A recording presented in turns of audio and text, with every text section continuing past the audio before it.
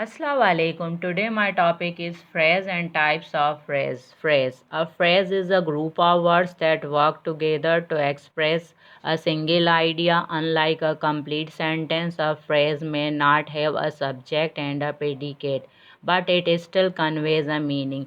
Types of phrase. Noun phrase, a group of words centered around a noun. Example, the bright sun warmed the beach. Verb phrase, a group of words centered around a verb. Example, the dog is barking loudly.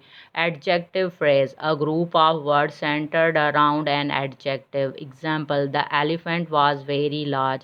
Adverb phrase, a group of words centered around an adverb. Example, she ran quite quickly.